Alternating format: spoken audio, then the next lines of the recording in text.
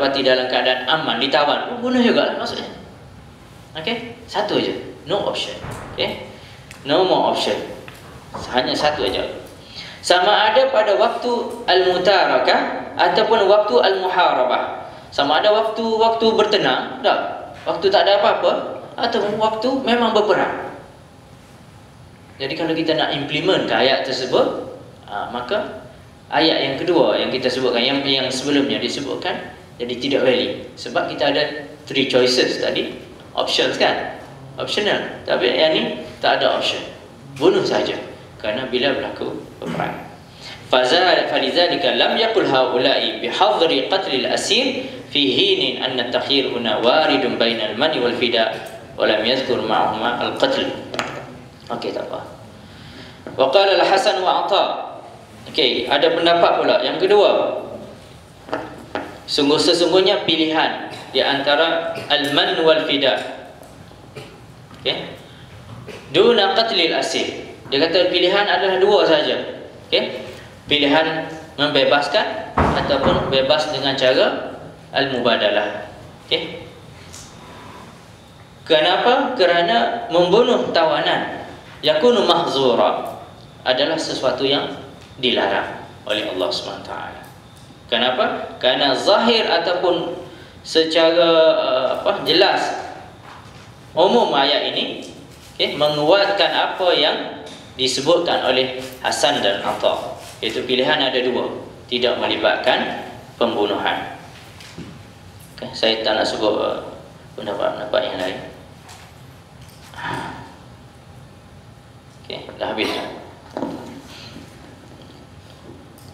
Jadi adik-adik yang dirahmati Allah Subhanahu Wa Taala, sebenarnya kalau kita perhatikan, bila kita teliti ayat-ayat ini ataupun ayat 4 dalam surah Muhammad ini telah memperincikan macam mana apa yang sepatutnya yang dilakukan oleh tentera Islam sewaktu mereka menghadapi tentera musuh mereka. Okey. Jadi Allah Subhanahu Wa Taala memperincikan apa yang patut mereka lakukan, dan dalam masa yang sama, seperti mana yang disebutkan oleh para ulama di sini, okay, mereka melihat bahawa pilihan, okay, pilihan kepada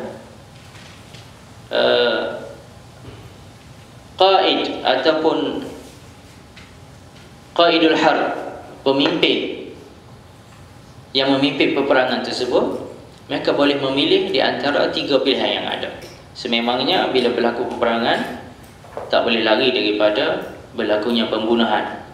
Dan kalau kita teliti ayat 1 hingga ayat 3, okay, ayat 1 hingga ayat 3 tersebut menyebut berkenaan dengan sifat-sifat orang mukmin, kemudian sifat-sifat orang musyrik, orang kafir, orang yang as-sad an sabilillah, orang yang menentang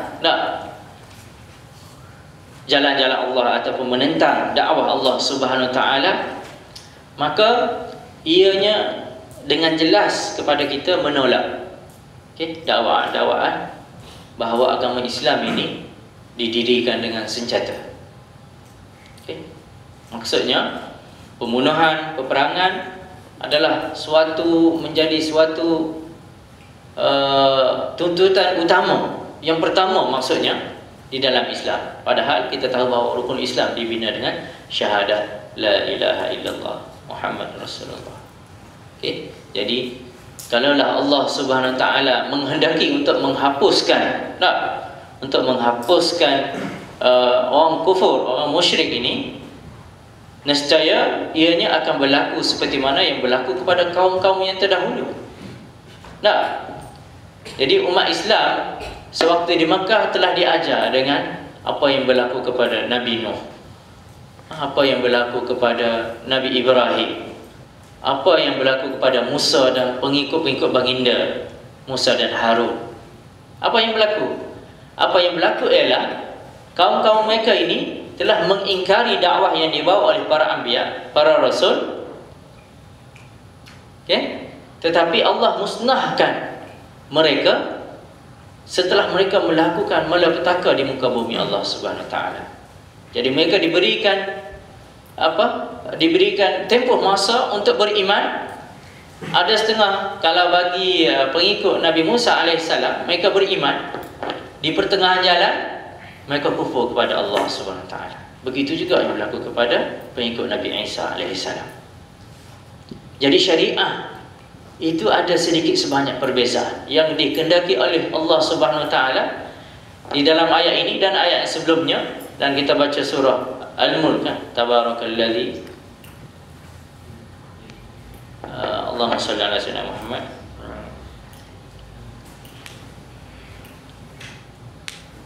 Surah Allahumma shalli ala Muhammad.